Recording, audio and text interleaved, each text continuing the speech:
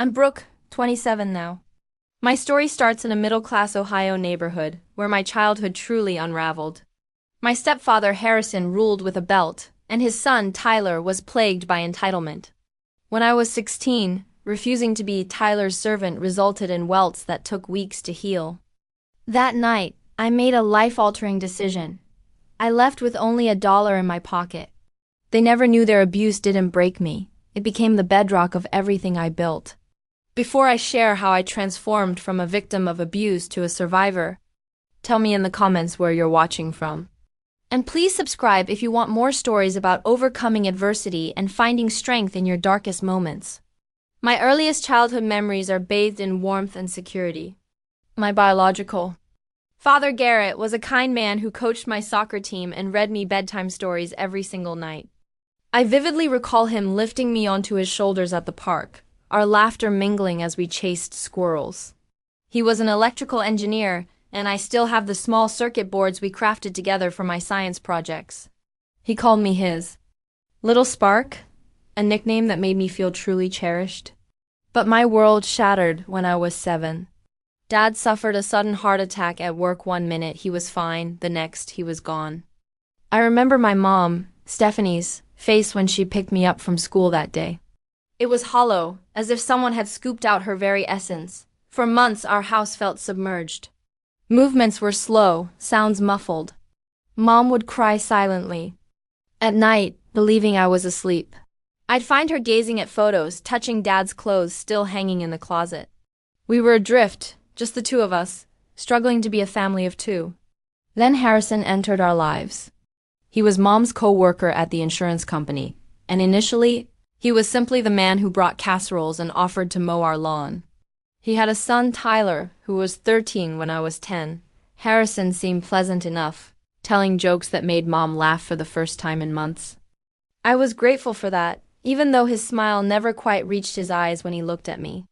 They married just 8 months after Dad died. The wedding was small, nothing like the pictures I'd seen of my parents' wedding with its flowing white dress and garden full of flowers. Mom wore a beige suit, and Harrison kept checking his watch during the ceremony. Tyler stood beside his father, looking bored and rolling his eyes whenever the pastor spoke about love and commitment. "You'll have a brother now," Mom told me the night before the wedding, her voice bright with forced enthusiasm. "Won't that be nice?" But Tyler was never interested in being my brother. From the outset, he made it clear I was an inconvenience, an obstacle between him and his father's attention. He was tall for his age, with Harrison's same square jaw and a perpetual smirk that unsettled me. At first, Harrison tried to win me over. He brought me dolls and candy, asking about school with exaggerated interest. I was polite because it pleased Mom, yet something about his attention felt off, as if he were studying me rather than genuinely trying to connect. "Such a serious little girl," he'd say, tapping my nose. "You should smile more, Brooke. Pretty girls should smile." Within 6 months of the wedding, we moved from our cozy 3-bedroom home to a sprawling house in Oakwood Heights, a neighborhood where the lawns were perfectly manicured and the cars in the driveways cost more than my entire college fund. Harrison claimed it was for better schools, but I missed our old neighbors and the treehouse Dad had built in the backyard. The new house boasted 5 bedrooms, a swimming pool, and a game room that quickly became Tyler's domain. My room was the smallest, tucked at the end of the hall beside the laundry room. The washing machine's hum became my nightly lullaby. "Isn't this amazing?" Mom asked, spinning in the marble-floored entryway on moving day. "Harrison is so generous. We never could have afforded this on our own." That was the first hint of Harrison's impending financial control. Our old house had been paid off with Dad's life insurance, but Harrison insisted on selling it and depositing the money into accounts only he could access. Mom's part-time job at the insurance office became full-time. That included weekends, yet somehow all her earnings went into family expenses that Harrison managed. The change in my mother was gradual but undeniable. The woman who once stood up to my second-grade teacher when I was unfairly accused of cheating began to defer to Harrison on everything, from dinner choices to my school activities. She stopped wearing the bright colors she loved, switching to the muted tones Harrison preferred. Her laugh, once full and uninhibited, became softer, more cautious. "Harrison knows best," became her mantra. "He's just looking out for us." Meanwhile, the favoritism toward Tyler escalated from subtle to blatant. While I wore sensible clothes from department store sales, Tyler received designer labels. My request for piano lessons was deemed too expensive, but in the same month Tyler received a new gaming system and a dirt bike. At restaurants, Harrison would order for Tyler without asking what he wanted, then scrutinize my choice and often change it to something less expensive. "You don't need the steak, Brooke. The chicken is healthier anyway," he'd say, while Tyler ordered whatever he pleased. By the time I was 12, Tyler had mastered manipulating his father.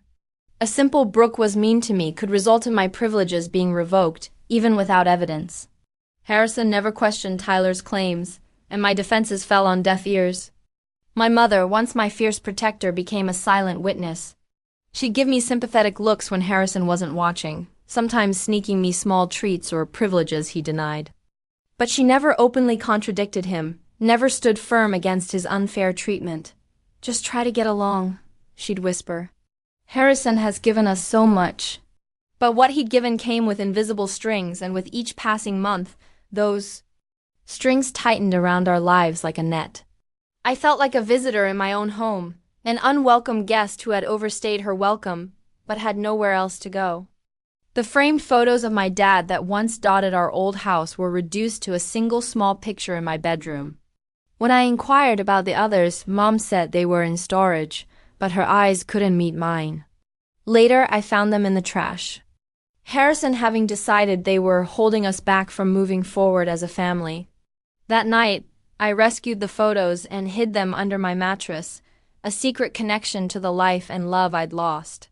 Sometimes, when the house was quiet, I'd take them out and tell my dad about my day, imagining what advice he'd give, how he'd make things right if he were still here. But he wasn't here. And slowly, I was learning that in Harrison's house, I wasn't just losing my dad's memory.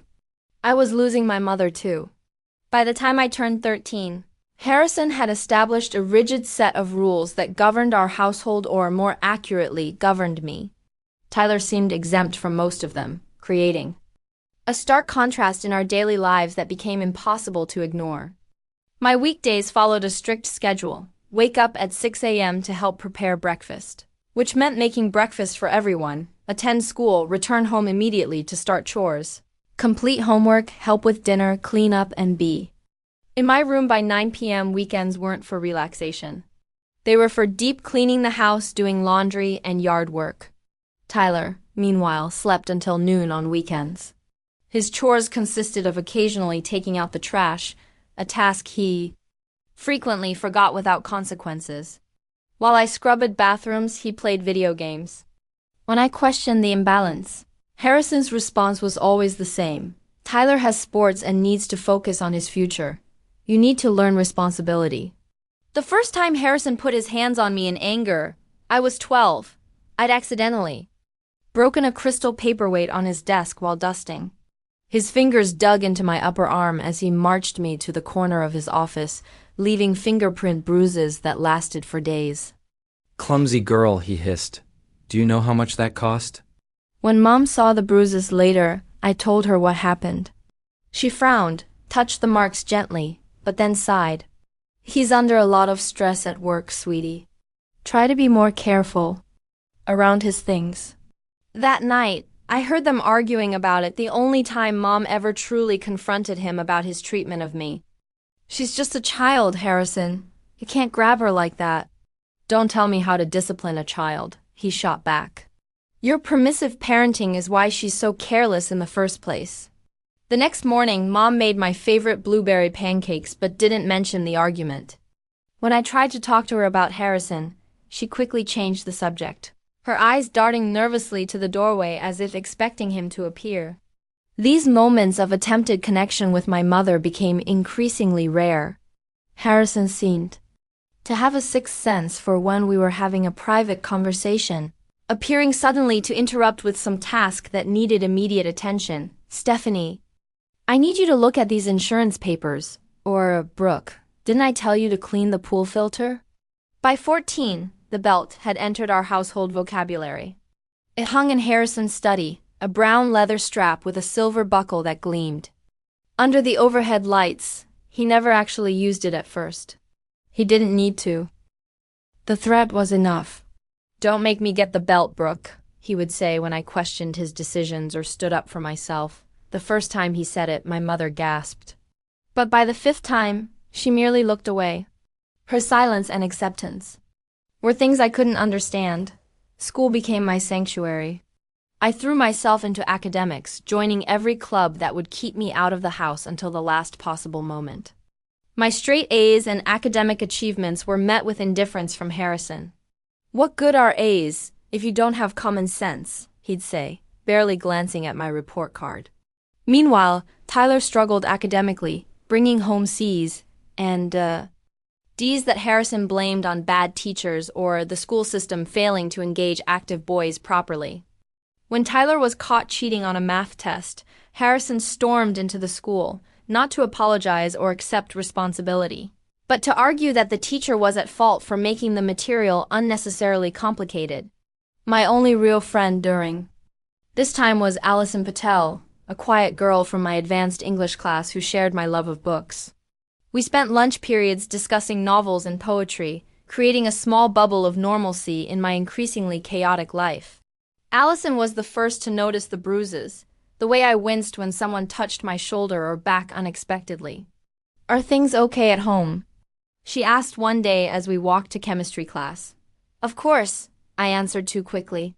"Just clumsy. That's all." But Allison's parents, Marcus and Janet, weren't as easily fooled. When I visited their home, they noticed how I flinched at loud noises, how I asked permission before taking food or using the bathroom. Janet, a pediatric nurse, would look at me with concerned eyes that made me both comforted and terrified. They represented what a family should be: loving, supportive, respectful, making the reality of my home life even more painful by comparison. "You can talk to us about anything," Marcus told me once, his kind eyes holding mine. Anything at all, but I couldn't. The shame was too great, the fear too deep. What if no one believed me? What if they took me away from my mother? What if things got worse? A few teachers tried to reach out as well. Mrs. Lawrence, my English teacher, kept me after class one day when I submitted an essay about invisible prisons. "This is powerfully written, Brooke," she said. "But I'm concerned about the content. Is there something you want to talk about?" I shook my head, forcing a smile. "It's just creative writing, Mrs. Lawrence. I was inspired by the yellow wallpaper." She didn't look convinced, but didn't push further. I was both relieved and disappointed. Part of me desperately wanted someone to see through my lies, to rescue me from what was happening. But the larger part was terrified of the consequences of speaking the truth. My 16th birthday passed without celebration. Mom whispered happy birthday when Harrison wasn't around and slipped me a card with $20 hidden inside money that Harrison found and confiscated the next day, claiming I needed to learn the value of earning. A week later, Tyler's birthday was marked with a lavish party, expensive gifts, and a cake that cost more than our weekly grocery budget. I was expected to help serve his friends, clean up after them, and stay out of the way unless needed. That night, as I listened to Tyler and his friends laughing downstairs while I scrubbed chocolate frosting from the kitchen counters, something hardened inside me. The injustice of it all crystallized into a cold, clear understanding. I was not valued. In this house, I was not loved. I was tolerated at best, resented at worst. The emotional abuse was constant, the belittling comments, the comparisons to Tyler, the isolation from friends and activities. Harrison controlled every aspect of my life, from the clothes I wore to the people I spoke with. My cell phone use was monitored, my internet access restricted. I was becoming a ghost in my own life, fading a little more each day under the weight of Harrison's thumb. But it was the physical abuse that left the visible scars. The grabbing turned to shoving, the shoving to slapping. Each incident was followed by guilt-inducing explanations. "Look what you made me do," or "If you just listened, this wouldn't happen." My mother's responses became more pathetic with each incident. "He doesn't mean it," she'd say. Or, "It's not as bad as it looks." Sometimes she'd cry and promise things would get better, but they never did. Her eyes, once bright with life and love, became dull and avoidant, unable to witness what she couldn't bring herself to stop. The household functioned on fear: my fear of Harrison's temper, Mom's fear of losing financial security, even Tyler's fear of disappointing his father, though he channeled it into aggression toward me. We moved around each other like actors in a terrible play, saying lines we didn't write, playing roles we didn't choose. But the worst was yet to come. And when it did, it would change everything. The day that finally broke me started like any other Tuesday. I awoke at 6 o'clock, made breakfast for the family, and caught the bus to school with a gnawing hunger in my stomach. Harrison had complained that the eggs were overdone, dumping my portion into the trash as punishment. School offered its usual respite. I aced a calculus test, discussed Jane Austen in English class, and spent lunch with Allison planning our research project on women's suffrage. For a few hours, I was just a normal teenager with normal concerns: grades, friendships, the future. The normalcy shattered the moment I opened our front door at 3:45 p.m. The sound of male laughter and the smell of pizza hit me simultaneously. Tyler had friends over. 5 boys from his baseball team sprawled across our living room, surrounded by open pizza boxes, soda cans, and bags of chips. The coffee table was sticky with spilled drinks, and muddy cleats had left tracks across the carpet I'd vacuumed just that morning. Tyler looked up as I entered, a smirk spreading across his face. At 18, he had grown to mirror his father in both appearance and demeanor, broad-shouldered and handsome in the conventional sense, but with cold eyes that calculated rather than connected. "Finally," he said loudly. "Guys, this is the stepsister I was telling you about." I tried to slip past them toward the stairs, but Tyler called out, "Hey, we need drinks and those hot wings Dad ordered. They're in the kitchen." "Bring them in." "Here." I paused, my backpack heavy with textbooks and assignments due tomorrow. "I have homework," I said. "Get it yourself." One of his friends snickered, but Tyler's face darkened. "Dad says you're supposed to help out when I have friends over." "I didn't know you were having friends over," I replied, fatigue making me bolder than usual. "And I have 3 papers due tomorrow." "Not my problem," Tyler shrugged. "The wings are getting cold," something in me snapped. After a day of being praised for my intelligence and treated with respect by teachers and peers, reverting to Tyler's servant felt unbearable. "I'm not your maid," I said quietly but firmly. "I'm going to do my homework." As I turned to leave, Tyler grabbed his phone. "Fine, I'll tell Dad you're being a B*******H again." I continued upstairs, trying to ignore the pit in my stomach. Tyler's complaints to Harrison always resulted in punishment, but I desperately needed to complete my assignments. Maybe Harrison would be home late. Maybe this once he'd listen to my side. 2 hours later, the front door slammed with enough force to rattle the pictures on my bedroom wall. Heavy footsteps pounded up the stairs, and I knew immediately that Tyler had indeed texted his father. I quickly saved my English essay and braced myself. Harrison didn't knock. The door flew open, hitting the wall with a crack that made me jump. His face was mottled red, his tie loosened but still hanging around his neck like a noose. "What's this I hear about you refusing to help your brother?" he demanded, his voice deceptively quiet. "I had homework," I explained, gesturing to my laptop. 3 assignments due tomorrow. "I just needed—" "What you need," Harrison cut me off, "is to learn respect." Tyler had friends over. Important friends. The coach's son was there, and you embarrassed him, embarrassed this family. "I didn't— Don't interrupt me," he roared, making me shrink back against my desk. "You live in my house, eat my food, wear clothes I pay for, and you can't even do the simplest things asked of you." "I do everything around here," I said, my voice breaking. "I cook, I clean, I get straight A's. Tyler does nothing." "And you—" The comparison to his son was my mistake.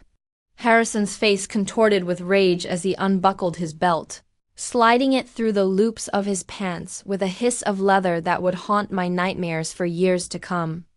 "Stand up," he ordered. Fear froze me to my chair. "Please," I whispered. "I'm sorry, I'll go help now." It's too late for that. Stand up. As I shakily rose, I saw my mother in the doorway behind him, her face pale, one hand covering her mouth. Mom, I pleaded, please. Her eyes met mine, filled with tears and something worse, resignation. She made a small, helpless gesture with her hands before speaking. Harrison, maybe we could just ground her this time. Stay out of this, Stephanie. Harrison snapped without turning. She needs to learn. The first strike caught me across the back, the pain so sharp and sudden that I couldn't even scream.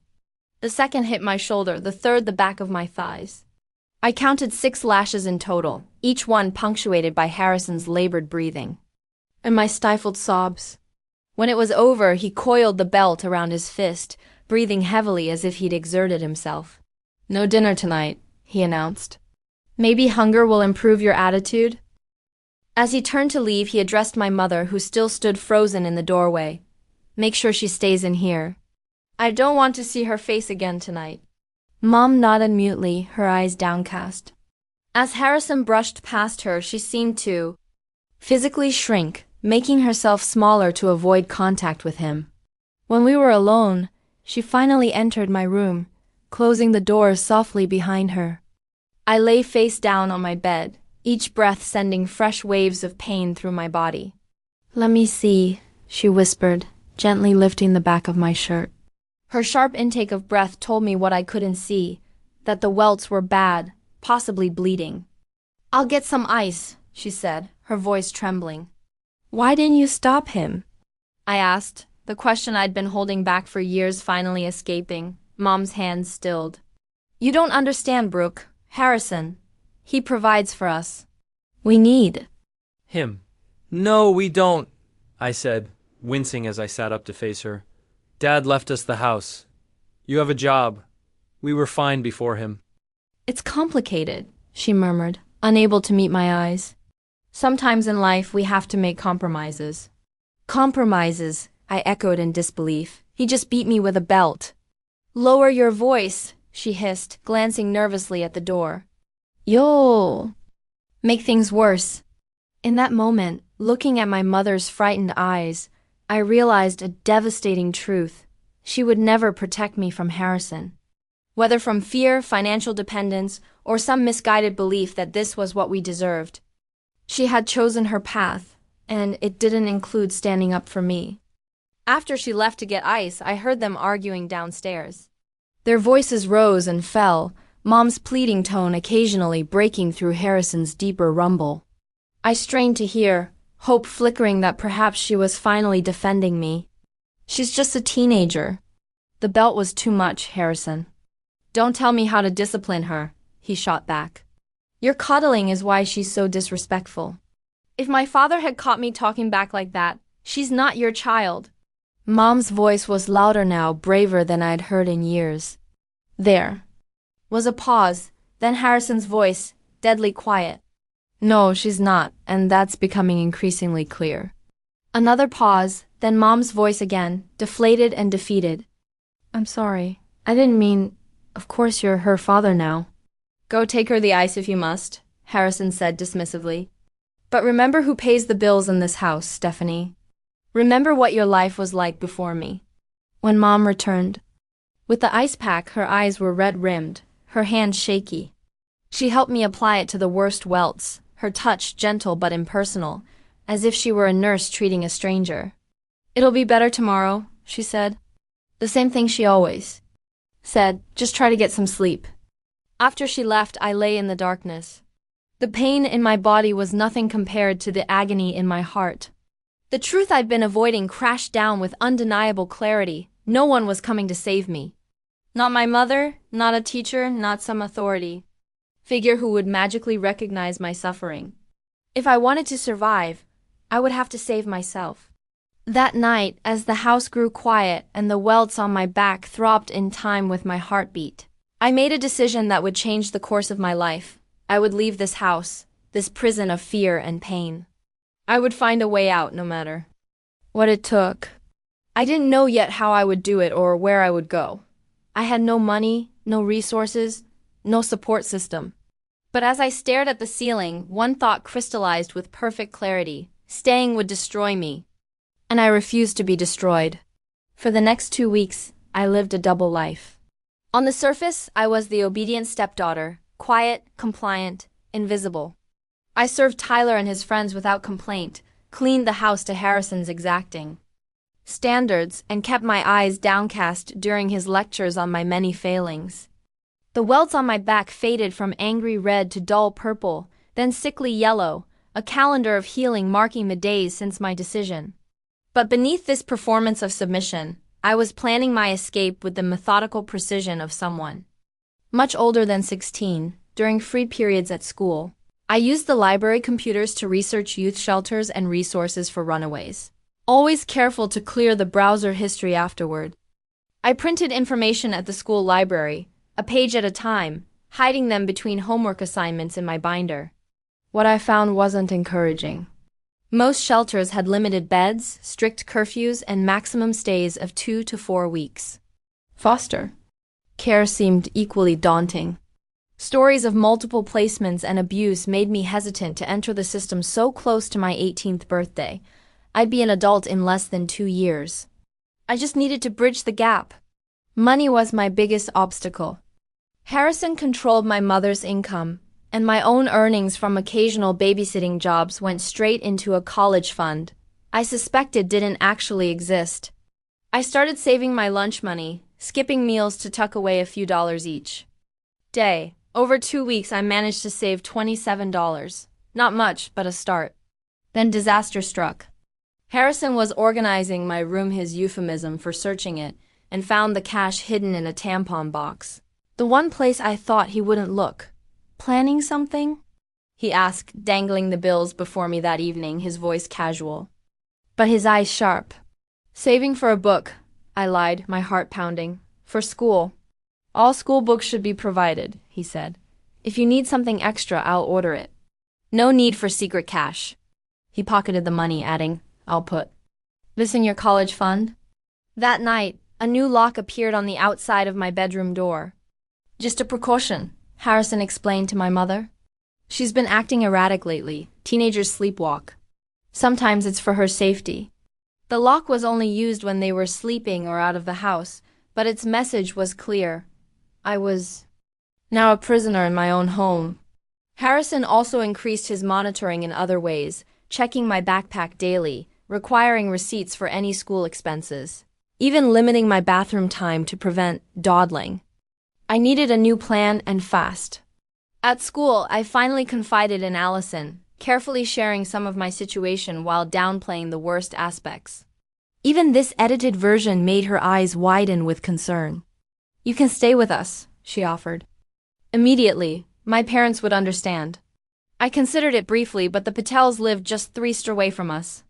It would be the first place Harrison would look, and I couldn't risk bringing his wrath down on the only people who had shown me kindness. Thanks, but I need to get farther away, I admitted. Somewhere he can't find me easily. Allison bit her lip, then reached into her backpack and pressed $40 into my hand. My birthday money, she explained. Take it, please. That money became my new secret, which I guarded more carefully, hiding it in the lining of my winter coat that hung forgotten in the back of my closet during the warm spring months. Through more research, I discovered a youth program in Cincinnati, about 2 hours away by bus, that offered transitional housing and education support for teens in crisis. They had a 6-month residential program that included counseling, school completion assistance, and job placement. It seemed perfect, far enough away to be safe, structured enough to provide stability. I needed to gather essential documents: birth certificate, social security card, school records. These would likely be in Harrison's home office, a room I was forbidden to enter without supervision. I would have to time it perfectly, perhaps during one of his golf outings with clients. The opportunity came on a Saturday when Harrison took Tyler to a baseball tournament in Columbus. They would be gone overnight, leaving just Mom and me at home. Mom had plans to meet her sister for lunch, giving me a 2-hour window to search the office. I waited until her car disappeared down the street, then headed straight for Harrison's sanctuary. The heavy oak door opened silently. I had oiled the hinges the day before under the pretense of cleaning.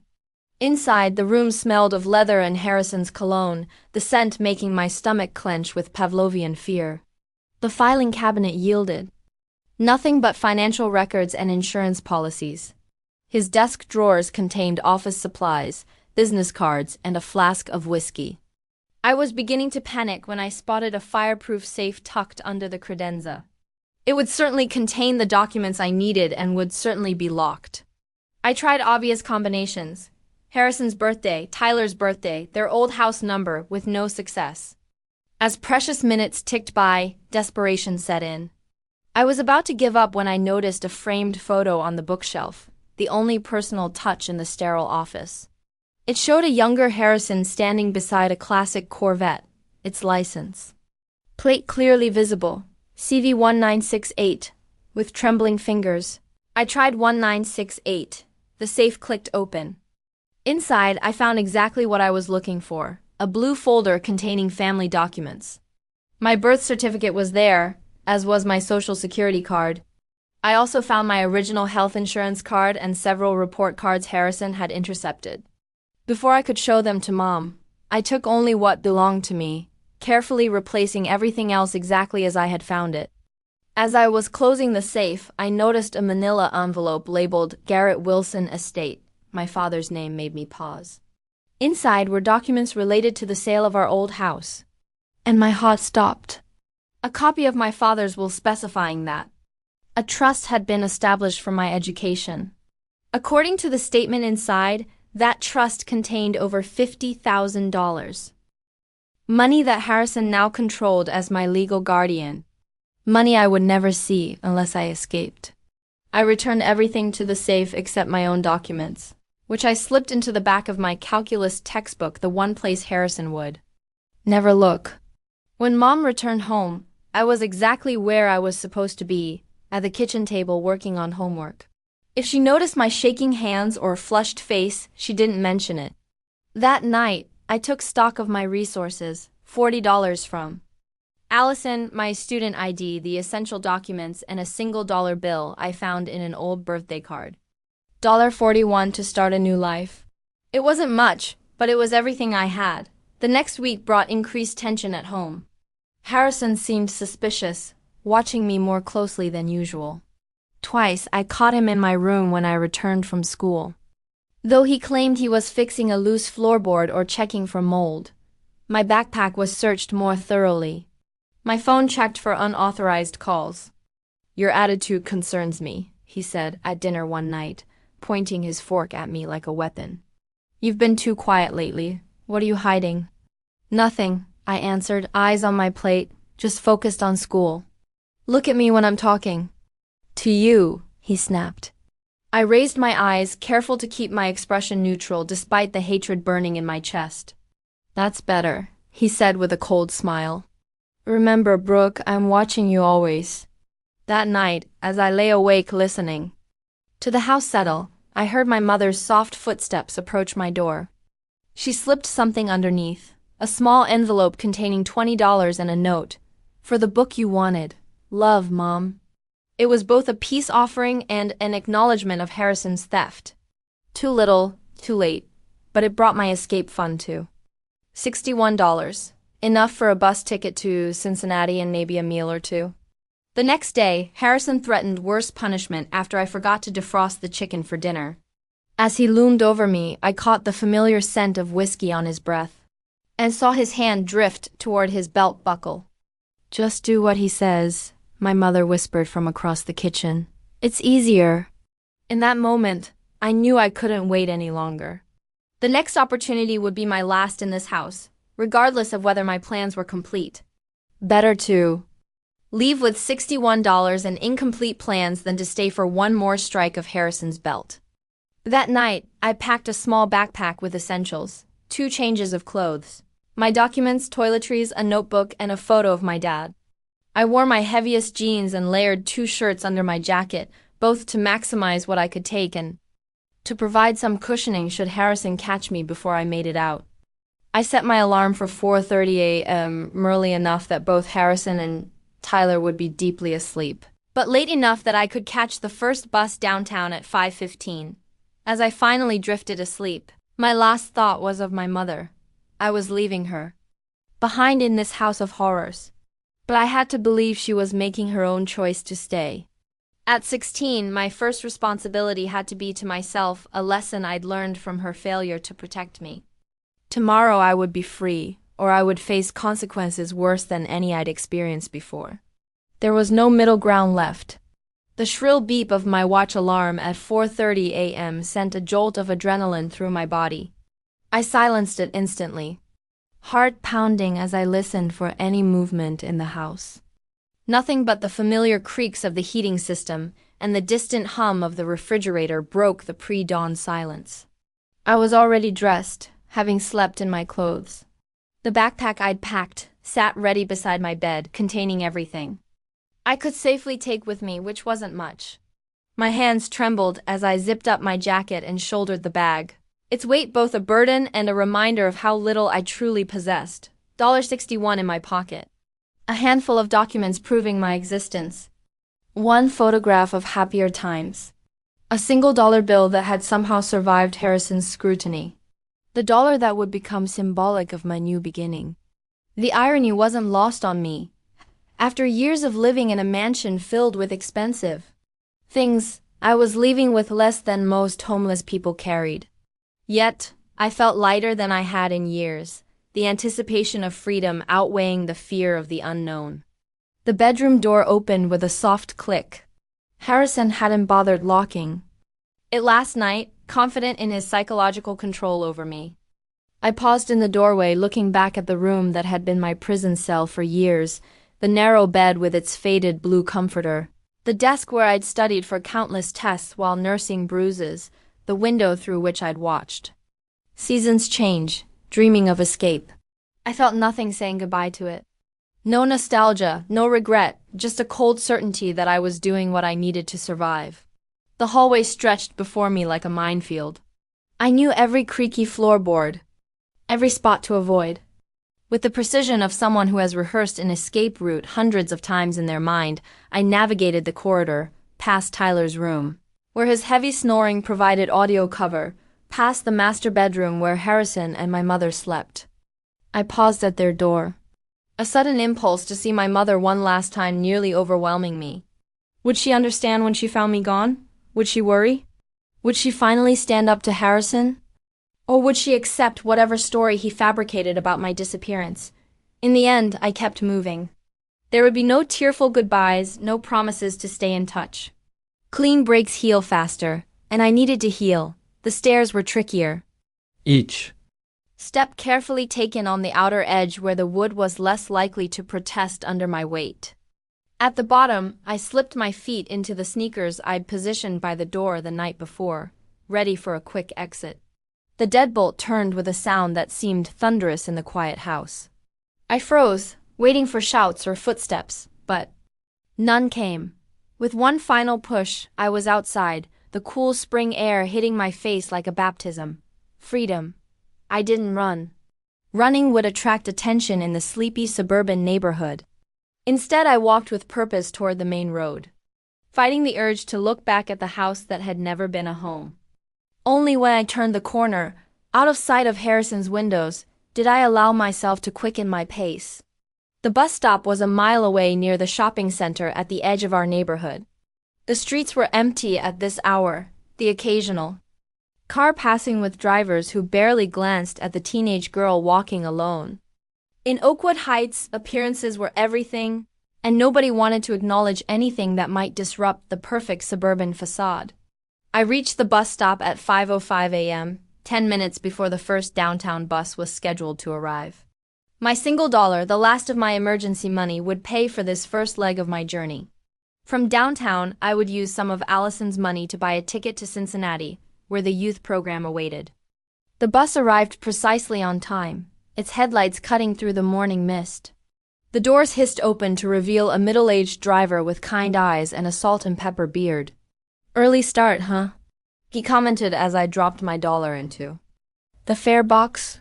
"New job," I lied, the words sticking in my dry throat. He nodded, accepting this without question, and I made my way to a seat near the middle of the nearly empty bus. As we pulled away from the curb, A wave of dizzying relief washed over me. I had done it. I had actually escaped. But the relief was quickly tempered by the reality of what lay ahead. I was 16, alone, with barely enough money for a week's worth of food. I had no phone, no way to contact anyone, and nowhere to go if the Cincinnati program didn't accept me. I was betting everything on a resource I'd only read about online. The bus lurched through the awakening city, passing from the manicured suburbs into areas with more diverse housing, then into the commercial district with its office buildings and restaurants. With each mile, Harrison's reach seemed to diminish, his shadow over me growing fainter. The driver, Carlos, according to his name badge, kept glancing at me in his rearview mirror. When we reached downtown, he called out before I could exit. "Hey, kid, you sure you're okay? Need me to call someone for you?" His concern caught me off guard. How did he know? Did I look that desperate, that obviously like a runaway? "I'm fine," I said, forcing a smile. "Thanks." Carlos didn't look convinced. "Listen, if you need help, well, my sister runs a women's shelter over on Maple. Just tell her Carlos sent you." I nodded, throat tight with unexpected emotion at this small kindness from a stranger. "Thank you," I managed before stepping off the bus. Downtown was just waking up, coffee shops opening their doors, early commuters hurrying toward office buildings. I found the Greyhound station easily, its dingy interior a stark contrast to the gleaming skyscrapers surrounding it. A one-way ticket to Cincinnati cost $35, leaving me with $25 for food and emergencies. The bus wouldn't leave until 7:30 a.m., giving me almost 2 hours to wait. 2 hours during which Harrison might discover my absence and start searching. I spent those hours in constant vigilance, jumping at every police officer or security guard who entered the station, expecting Harrison to appear at any moment. I bought a cheap baseball cap from a souvenir shop in the terminal and tucked my hair under it, a pathetic disguise, but one that gave me some sense of security. The bus to Cincinnati was half full, mostly with people who kept to themselves. I took a window seat near the back, watching the Ohio landscape roll by with a mixture of fear and hope. By noon, we were pulling into Cincinnati's Greyhound station, and I was officially farther from home than I'd ever been alone. Finding the youth center proved more challenging than expected. The address I'd memorized led me to a nondescript building in a neighborhood of mixed commercial and residential properties. A simple sign read, "New Beginnings Youth Services," with no indication of whether they offered the housing program I'd read about. With no other options, I pushed through the front door into a small reception area where a woman in her 40s looked up from a computer. "Can I help you?" she asked, her expression neutral but not unwelcoming. I need a place to stay," I said, the reality of my situation suddenly hitting me full force. "I read about your 6-month program online." Her gaze sharpened, taking in my backpack, my anxious expression, the fading bruise visible on my wrist where my sleeve had ridden up. "How old are you, sweetheart?" 16. "Any ID?" I nodded, pulling out my school ID and birth certificate with trembling hands. "Brooke Wilson," she read, "from Oakwood Heights." "That's quite a ways from here." "I can't go back there," I said simply. She nodded, not pressing for details yet. "I'm Melissa Taylor. I'm a social worker here. Why don't you come to my office, and we can talk about your options?" Melissa's office was small but comfortable, with motivational posters on the walls, and a desk cluttered with files and family photos. She offered me water and a granola bar, which I accepted gratefully, suddenly aware that I hadn't eaten since dinner the previous night. "The residential program does exist," she explained after. "I'd had a chance to eat, but there's an intake process. We need parental consent for minors unless there are documented cases of abuse or neglect." My heart sank. "He'll never give consent, and if you contact him, he'll just come get me." And I stopped, unable to voice my fears. "Who will come get you, Brooke?" Melissa asked gently. The dam broke. Years of pent-up fear, pain, and rage poured out as I told her everything. The gradual escalation of Harrison's control, the physical abuse, my mother's failure to protect me, the belt incident. That had finally pushed me to run. I showed her the fading welts on my back, still visible 2 weeks later. Melissa listened without interruption, taking notes and occasionally asking clarifying questions. When I finished, she leaned forward, her expression grave but kind. What you've described is serious child abuse, Brooke. By law, I have to report this to Children's Services. They'll open an investigation. Will they send me back? I asked, terror rising in my throat. Not immediately, no. Given the physical evidence and the nature of your allegations, we can place you in emergency housing while the investigation proceeds. She paused. But I want to be honest with you. These cases can be complicated. Without witnesses or prior reports, it might become your word against his. The reality of my situation crashed down on me. I had escaped physically, but legally I was still bound to Harrison and my mother. I was a minor, a dependent with limited rights and resources. What happens now? I asked, my voice small. First, we find you a safe place to sleep tonight. Then tomorrow we'll file the official reports and begin the process of determining your long-term placement. Melissa's voice was professional but compassionate. It won't be easy, Brooke, but you're not alone anymore. That night, I slept in a youth shelter connected to New Beginnings, a dormitory-style room with 3 other girls, all with their own stories of family breakdown, abuse, or neglect. The bed was narrow and the pillow thin, but it was the most peaceful sleep I'd had in years, free from the fear of Harrison appearing in my doorway. The next morning brought the beginning of bureaucratic machinery that would dominate my life. For months, Melissa helped me file a detailed report with Children's Services documenting the abuse I'd suffered. A police report followed, complete with photographs of my healing injuries. A medical examination confirmed older scarring consistent with my account of long-term physical abuse. Then came the waiting. Children's Services contacted Harrison and my mother, who reacted exactly as I'd feared. They denied everything, claiming I was a troubled teen who had run away after being disciplined for increasingly rebellious behavior. Harrison leveraged his standing in the community, successful businessman, generous donor to local charities, coach of youth golf programs, to paint himself as a concerned stepfather dealing with an ungrateful, difficult child. Tyler provided a statement supporting his father's version of events, claiming he'd never witnessed any abuse and that I was always making up stories for attention. Several of Harrison's friends and business associates vouched for his character, describing him as strict but fair. My mother's response hurt the worst. In her statement, she acknowledged that Harrison had occasionally used corporal punishment, but insisted it was never abusive. She described me as emotionally unstable since my father's death, prone to exaggeration and manipulation. She begged me to stop these lies and come home. Without prior documentation, no hospital visits, no police reports, no school counselor records, the investigation stalled in a frustrating, he said, she said, impasse.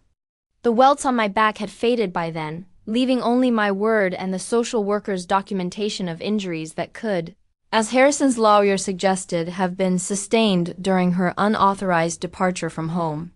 6 weeks after my escape, the case was deemed inconclusive due to insufficient evidence. Harrison and my mother were required to attend parenting classes, and any return to their home would include regular check-ins from a caseworker, but no criminal charges were filed. I sat in Melissa's office as she delivered this news, a numbness spreading through me that had nothing to do with the air conditioning. What happens to me now? I asked, the question becoming my mantra. You have options, Melissa assured me. You can return home with monitoring in place, or you can request alternative placement foster care, possibly, or continued residence in a group home until you're 18. I'm not going back, I said immediately. The thought of living under Harrison's roof again, even with occasional visits from a caseworker who could be charmed like everyone else, made me physically ill. I thought you might say that, Melissa smiled sadly. The good news is we've secured you a spot in our transitional living program. It's not the original 6-month program, but a longer-term option for teens who can't return home but don't thrive in traditional foster care. She explained the program, a supervised apartment-style residence where I would live with 3 other girls around my age, attending school while learning independent living skills. We would have curfews and rules, but also gradually increasing. Freedom and responsibility. The program would provide counseling, education support, and eventually job placement assistance. It wasn't perfect. It wasn't the family I deserved or the justice Harrison deserved. But it was safety, stability, and a path forward that didn't lead back into the arms of my abuser. That night, as I packed the few belongings I had accumulated, during my stay at the shelter into a donated duffel bag, I found the single-dollar bill still tucked into the lining of my jacket. I smoothed it carefully and placed it in the small journal Melissa had given me to record my thoughts. On the first page I wrote, "I left with $1, but I gained my freedom. That makes me richer than he'll ever be." The transitional living program housed me in a converted Victorian home in a quiet Cincinnati neighborhood. Each floor contained 2 apartment units, each shared by 2 girls with a resident advisor living in a separate unit on the first floor. My roommate was Jasmine, a 17-year-old who had aged out of foster care after multiple placements. "Home sweet home," she said when we met, gesturing around our modest space with its twin beds, shared desk, and mini fridge. "At least nobody's hitting us here."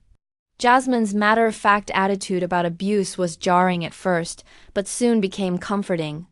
Here was someone who understood without needing explanations, who didn't flinch at the truth or offer empty platitudes about forgiveness. And healing, our days followed a structured routine. Weekday mornings were for school. I enrolled in the local high school to complete my junior year while Jasmine worked on her GED. Afternoons included mandatory study hours, life skills classes, and therapy sessions. Evenings were for chores, dinner preparation, we cooked in rotation, and limited free time before curfew. The program's rules felt restrictive after my first taste of freedom, but I understood their purpose. This wasn't a prison. It was a bridge between dependence and independence, teaching us the skills Harrison had actively prevented me from learning. My first job came 3 weeks after moving in. Frank Wilson, the owner of a local diner called the Early Bird, hired me as a weekend server. Despite my age, I claimed to be 18, and he pretended to believe me. The pay was minimal, but the tips were decent, and Frank proved to be more than just an employer. "You remind me of my daughter," he told me one day as I helped him prep for the morning rush. "Same determined look in your eyes." "Where is she now?" I asked. "Law school at Ohio State. Worked her way through undergrad right here at this counter." He smiled proudly. "Nobody gave her anything. She earned every bit of it." Frank became an unexpected mentor, teaching me not just about customer service and food preparation, but about financial management, workplace etiquette, and self-advocacy. When I confessed my real age months later, he just nodded, figured as much. "Your work permit looked a bit too perfect," he winked. "Your secret's safe with me. Just keep those grades up." I did keep my grades up, excelling academically despite switching schools. Mid-year, my new school counselor, noticing my test scores and transcript, encouraged me to consider college, something Harrison had always dismissed as unnecessary for me, though he'd already selected prestigious universities for Tyler. Meanwhile, the legal aftermath of my departure continued to unfold. Harrison and my mother were required to participate in family counseling sessions, which I was technically supposed to join. I refused, exercising my right to decline reunification efforts.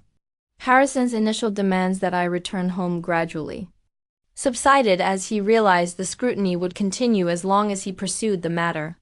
For months after I left, my mother reached out through Melissa, asking to meet. Against my better judgment, I agreed to a supervised visit at the youth center. She looked smaller somehow, thinner, with new lines around her eyes and mouth. She cried when she saw me, reaching for a hug I couldn't bring myself to give. "Please come home," she said immediately. "Harrison has changed.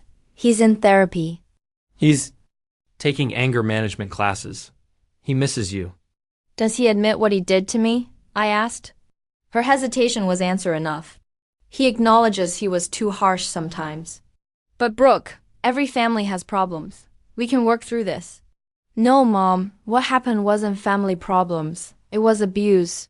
"I'm not coming back. Where will you go? What will you do?" she demanded, frustration edging into her voice. You're 16, you need your family. I needed my mother, I replied quietly. I needed her for years. Where was she? She had no answer for that. Before leaving, she pressed an envelope into my hand containing $300.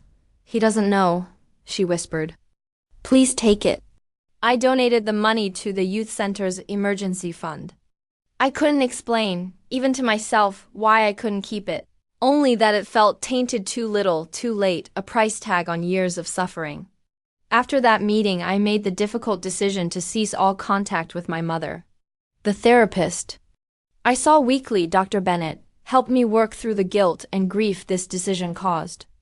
Setting boundaries isn't punishment, she explained. It's self-preservation. You can revisit this choice when you're stronger, when contact with your mother doesn't threaten your recovery. Recovery. Such a clinical word for the messy, non-linear process of rebuilding a self that had been systematically dismantled. Some days brought progress, a good grade, a customer compliment, a moment of genuine laughter with Jasmine. Other days brought flashbacks, panic attacks, nightmares that left me gasping and sweat-soaked. Through it all, I kept working, saving, and studying.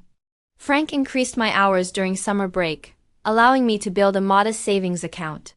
I opened it without an adult cosigner thanks to a special program at a local credit union partnering with the youth center. My junior year of high school ended with straight A's and recognition from the principal for overcoming significant personal challenges. My senior year began with a new focus, college applications and scholarship essays.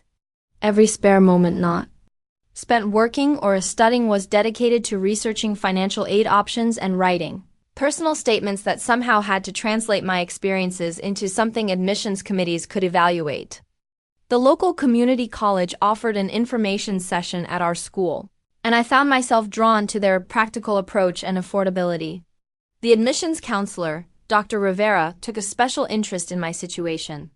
You're exactly the kind of student we're looking for, she told me after reviewing my transcripts. Determined, resilient, academically strong. Let's talk about scholarships. With Dr. Rivera's guidance, I applied for every grant and scholarship available, state programs for independent students, private foundations supporting youth who had experienced trauma, academic merit awards. The process was exhausting, requiring documentation of my independence, letters from social workers and teachers, and endless essays about overcoming adversity. By spring, I had secured enough financial aid to cover tuition and books at Cincinnati Community College for an associate's degree in business administration. I would still need to work, but the path forward was clear and achievable. As my 18th birthday approached, bringing with it legal adulthood and the end of my eligibility for the transitional living program, I faced new challenges. Where would I live? How would I balance full-time work, full-time school, and basic survival? The youth center offered a stepping stone. Graduates of the transitional program could apply for subsidized apartments with gradually increasing rent over 2 years. I qualified based on my work history and educational plans, securing a tiny studio apartment that would be my first truly independent home. Moving day arrived exactly 1 year after my escape from Harrison's house. My possessions still fit in 2 duffel bags, but now included textbooks, work uniforms, and small comforts purchased with my own money, a soft blanket, a reading lamp, a set of dishes from the thrift store. Melissa helped me move, her car barely accommodating my meager belongings. As we carried the last bag up 3 flights of stairs to my apartment, she paused at the doorway. You know, most kids who come through our program need years to get where you are now, she said. I've never seen anyone so determined. I had good help, I replied, thinking of Frank, Dr. Rivera, Dr. Bennett, and Melissa herself, the adults who had shown me what healthy support actually looked like. You did the work, Brooke. Own that. College began, and with it a new rhythm. To my days, morning classes, afternoon shifts at the early bird, evening study sessions at the library to save on electricity in my apartment. Weekends brought longer work shifts and laundry at the building's coin-operated machines. It was exhausting, but purposeful. Each day moved me further from Harrison's control and closer to the future I was building for myself. During my second semester, I found a job posting on the college bulletin board for a marketing assistant at a local firm. The position offered better pay than the diner and potential relevance to my business studies. With Frank's reluctant blessing, and a resume that emphasized my organizational skills and work ethic rather than my limited experience, I applied. To my surprise, I was called for an interview. The marketing director, Diane Campbell, was a sharp-eyed woman in her 40s who asked challenging questions about my ability to handle the position while attending school. "Why should I hire you over the 30 other applicants, many with more experience?" she asked bluntly. "Because I understand the value of opportunity," I answered with equal directness. "I won't waste yours or mine." Something in my response resonated with her. I was hired on a 3-month probationary period, which turned into a part-time regular position when I consistently exceeded expectations. Diane became another unexpected mentor, taking time to explain marketing concepts, involving me in client meetings, and providing feedback that was direct but constructive. A refreshing change from Harrison's arbitrary criticism. "You have a natural talent for this work," she told me after I helped develop a successful social media campaign for a local business. "Have you considered focusing your degree on marketing specifically?" With her encouragement, I adjusted my educational path, taking additional courses in marketing, digital media, and business communication. My associate's degree program stretched to 5 semesters instead of 4, but the specialized knowledge proved invaluable in my work with Diane's firm. As I approached graduation from community college, Diane suggested I consider continuing to a bachelor's degree. "The state university has an excellent business program and you could transfer your credits. The firm would work around your class schedule. We don't want to lose you." The idea seemed impossible at first. A 4-year university would cost significantly more than community college, even with transferred credits. But Diane introduced me to the university's corporate partnership program, which offered tuition assistance for employees of participating businesses. Between this program, additional scholarships, and my savings from 2 years of careful budgeting, a bachelor's degree came within reach. Throughout this period, therapy remained a constant in my life. Dr. Bennett helped me navigate the complex emotions that success paradoxically triggered: guilt over leaving my mother, anger that still flared unexpectedly, fear that everything I built could somehow be taken away. We worked through the hypervigilance that made me startle at loud noises, the trust issues that kept me from forming close friendships, the perfectionism born from years of impossible standards. "Healing isn't linear," she reminded me often. "And it isn't about forgetting or even necessarily forgiving. It's about integration, acknowledging what happened while not letting it define your future." Slowly, I began to build a social circle beyond work and school. Jasmine and I maintained our friendship, meeting monthly for coffee to check in on each other's progress. I joined a study group for marketing students where I met Claire and Marcus, who became my first real friends since Allison. They knew nothing of my past at first, seeing only the capable, ambitious student I presented to the world. When I finally shared parts of my story with them after nearly a year of friendship, their response was supportive without being pitying. Exactly what I needed. "That explains why you never talk about going home for holidays," Claire said, squeezing my hand. "This year you're coming to my family's Thanksgiving." No argument. That Thanksgiving with Claire's large, boisterous family was my first experience of what healthy family dynamics could look like. Her parents argued occasionally but resolved conflicts with respect. Her siblings teased each other but stepped up when help was needed. No one walked on eggshells. No one controlled the conversation. No one used love as a weapon. I left with a new understanding of what I had missed and what I could potentially create in my own future. By 22, I had completed my bachelor's in business, with a specialization in digital marketing. The entry-level position at Diane's firm evolved into an account manager role with my own small client portfolio. My tiny subsidized apartment gave way to a 1-bedroom rental shared with a cat adopted from the local shelter, my first pet, something Harrison had never allowed. My savings, once measured in spare dollars, grew steadily. I opened an IRA after reading financial independence blogs, fascinated by the concept of building wealth from nothing. Each deposit, no matter how small, felt like a victory over Harrison's financial control. I purchased my first car, a used Honda with high mileage but reliable mechanics from a dealership, negotiating the price down using skills learned in business classes. The day I drove it off the lot was surreal, a tangible symbol of my independence that would have been unimaginable 5 years earlier. Throughout these years, I had no contact with Harrison or Tyler. My mother occasionally sent cards to my old address at the youth center, which Melissa forwarded when they arrived. I read them but rarely responded, maintaining the boundaries that protected my hard-won stability. The cards followed a pattern: updates on family news, subtle guilt trips about my absence, veiled references to Harrison's improvements, and always, the underlying message come back: forgive, forget, be the daughter I raised you to be. What she never understood was that I was being exactly the daughter she had raised me to be before Harrison: resourceful, determined, unwilling to accept abuse as the price of belonging. The very strengths that allowed me to escape and build a new life were those my father had nurtured and my mother had once encouraged.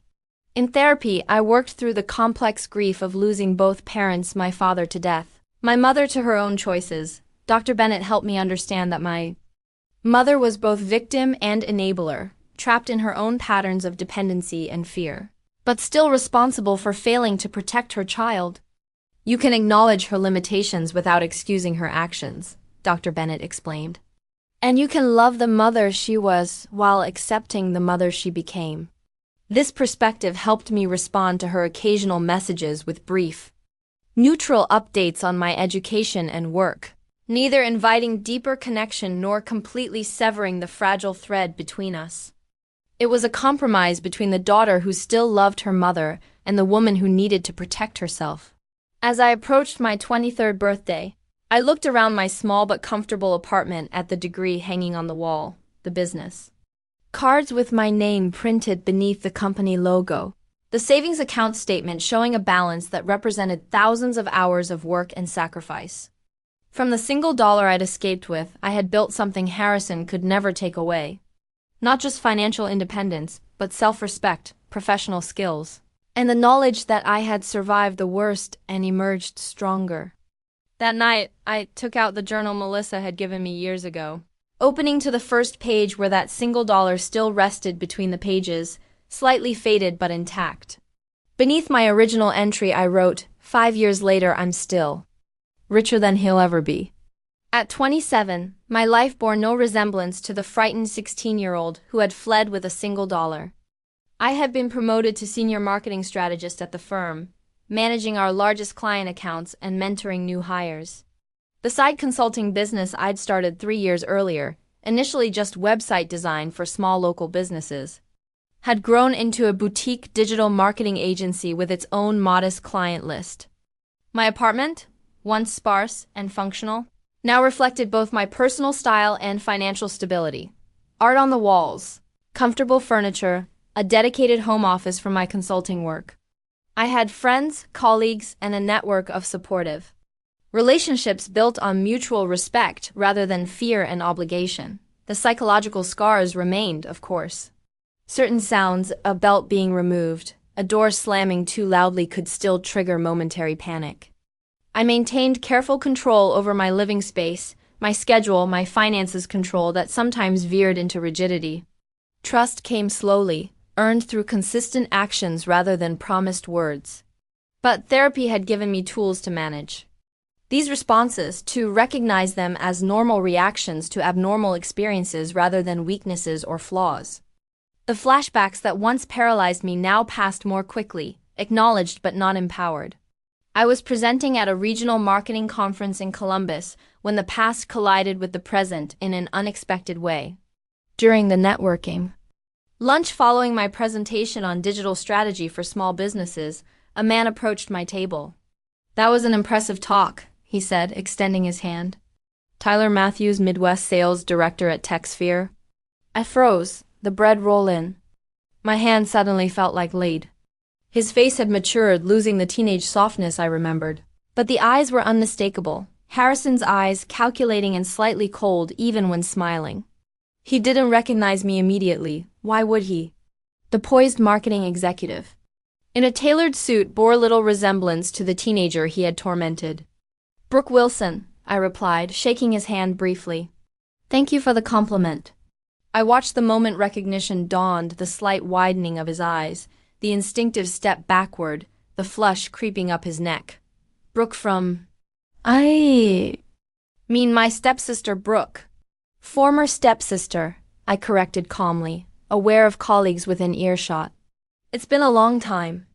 Tyler seemed genuinely flustered, an expression I had never seen on the boy who had wielded his father's favor like a weapon. "Why? You look different?" "That tends to happen in 11 years. An awkward silence stretched between us, filled with unspoken history. Finally, Tyler cleared his throat. "Would you have time for coffee? To catch up?" Every instinct screamed to refuse, to walk away, to preserve the life I'd built without any connection to the past. But curiosity, and perhaps a desire to measure exactly how far I'd come, led me to agree to a brief meeting after the conference sessions ended. We met in the hotel lobby cafe, neutral territory with plenty of witnesses. Tyler appeared without the conference bravado, almost nervous as he stirred sweetener into his coffee. "So," he began awkwardly, "you're doing well." "I am," I confirmed, offering nothing more. "That's good. I'm glad. I didn't know what happened to you after you left." Dad Harrison told everyone you'd gone to live with relatives. "There were no relatives," I said. "Just a youth shelter, then transitional housing." Tyler winced. "I didn't know." "You never asked."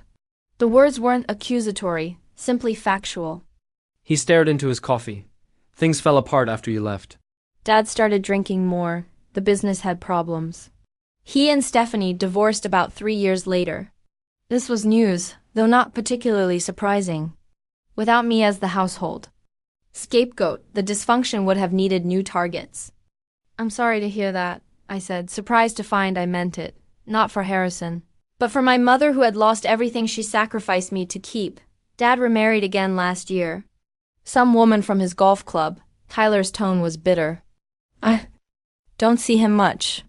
He stopped paying for things once I turned 21, said I needed to stand on my own feet. The irony wasn't lost on me.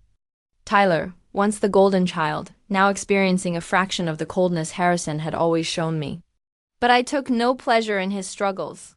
We had both been children shaped by a toxic parent, albeit in very different ways. "And your mother?" he asked. "Stephanie, do you see her?" "No," I said simply. "We're not in contact." Tyler nodded, as if this made perfect sense. "She tried to call me a few times after the divorce, but I don't know. It was weird. She wasn't really my mom, you know?" I did know. She hadn't really been my mom either, not after Harrison entered our lives. "Listen," Tyler said suddenly, leaning forward. "What happened back then, the way Dad treated you, the way I treated you, it wasn't right. I know that now. I should have said something, done something." The acknowledgement, however belated, struck a chord I hadn't expected, not forgiveness. "Exactly, but a small release of tension I hadn't realized I still carried." "You were a kid too," I said finally. "A privileged, entitled kid, but still a child in that house. Would you want to reconnect with them?" Tyler asked. "I could give you their contact info." Dad's calmed down a lot since the heart attack last year. "No," I said without hesitation. "I've built my life without them. I intend to keep it that way." Tyler nodded, accepting this boundary without argument. Perhaps the first time he'd ever respected my wishes. As we prepared to leave, he handed me his business card. "If you ever change your mind or just want to talk, well, here's my info." I took the card to be polite, knowing I would never use it. This brief intersection of past and present was closure enough, seeing Tyler struggling in the real world. Without Harrison's constant protection, while I had flourished despite Harrison's constant opposition. But the encounter prompted me to reconsider one closed door. A week after returning from the conference, I contacted Melissa, who still worked at the youth center, asking if she had my mother's current information. 3 days later, I sat in a quiet coffee shop 30 minutes from my apartment, waiting for the woman I hadn't seen in nearly 8 years. She arrived precisely on time, her hair now gray at the temples, her face lined but still recognizable. She wore a simple dress and minimal jewelry, no sign of the designer clothes Harrison had insisted upon during their marriage. "Brooke," she breathed, stopping a few feet from the table. "You look beautiful, so grown up." "Hello, Mom," I said, rising to accept the brief, awkward hug she offered. "Thank you for coming." We settled into cautious conversation, surface level. Updates about her job at a local library. My career in marketing, neutral topics that carefully avoided the deeper wounds between us. Eventually, she reached across the table, her fingers stopping just short of touching mine. "I'm sorry, Brooke, for everything. For not protecting you, for choosing him over you. For being too weak to stand up to him. I was so afraid of being alone again after your father died that I made terrible choices." Her apology was everything I'd once desperately needed to hear. But the words came years too late, after I'd already healed the deepest wounds without her help. "Why didn't you leave him after I left?" I asked. "You must have known I was telling the truth about how he treated me." She looked down at her hands, twisting a plain silver ring that had replaced her wedding band. "I did know. I always knew. But by then I had nothing left. No money of my own, no career to fall back on, no family support. Harrison controlled everything. It took me 3 more years to build up the courage to file for divorce, and even then I left with almost nothing. I left with $1, I said quietly, and I made it work." She flinched at the comparison. "You were always stronger than me, like your father that way." We talked for nearly 2 hours, careful and measured, neither of us quite ready to fully bridge the chasm between us. She asked about my life, seemingly genuinely proud of what I'd accomplished. I asked about her new apartment, her work, her slow rebuilding of independence. When we parted, she asked if we could meet again sometime. I agreed to occasional contact holiday cards, perhaps lunch every few months, but made it clear that I wasn't ready for more. She accepted these boundaries with a sad smile, understanding that it was more than she deserved, but less than she hoped for. "I never stopped loving you," she said at the door. "Even when I failed you completely, I loved you." "I know," I replied, because I did. Love without protection, without action, without courage, it wasn't enough. But it had existed. In its imperfect form. That meeting brought a chapter of my life to a close. I had faced my past, spoken my truth, and walked away intact. The scared girl who fled with a single dollar had become a woman who could set boundaries, speak painful truths, and make choices based on self-respect rather than fear. In the years since, I've continued building both my career and my personal life. The consulting business has grown enough to become my primary focus, allowing me to leave the marketing firm on good terms. I purchased a small condo, my name alone on the mortgage, an achievement that still fills me with quiet pride. I maintain limited contact with my mother through occasional lunches and holiday cards, a relationship that will likely never be close, but has found its own respectful distance. I've never seen Harrison again, nor do I wish to. Tyler sent a Christmas card the first year after our encounter, but has not reached out since a mutual acknowledgement that our connection belonged to the past. The lessons from my journey have shaped every aspect of who I am today. I learned that safety and dignity are non-negotiable rights, not privileges to be earned or withdrawn. I discovered that family is sometimes chosen rather than born, like Frank from the diner, who still calls monthly to check on his favorite former waitress, or Melissa from the youth center, who attended my college graduation with tears of pride. I learned that wealth isn't measured in designer clothes or expensive houses, but in freedom, self-determination, and the ability to sleep peacefully without fear. That single dollar I escaped with represented not poverty, but possibility, the first step toward building a life on my own terms. Perhaps most importantly, I learned that trauma doesn't define you unless you allow it to. The abuse I suffered will always be part of my story, but it's the chapter 1 survived, not the one I'm currently living. Today, I volunteer at the same youth center that once sheltered me, sharing my experience with teens facing similar circumstances. I've established a small scholarship fund for survivors of domestic abuse pursuing higher education. Each recipient gets their award in an envelope containing a single dollar bill alongside the checka symbol of the journey from survival to success. When teens in the program ask how I made it through, I tell them the truth, one day at a time, one decision at a time, $1 at a time. I tell them that leaving with nothing but your dignity intact is still leaving with everything that matters. If you're watching this and finding yourself in a situation where someone who should love you is hurting you instead, please know that there is life, rich, full, joyful life on the other side of that door. The journey won't be easy, but freedom is worth every difficult step. I started with just $1 and the determination to build something better. What could you build with your courage and resilience? I'd love to hear your thoughts in the comments below.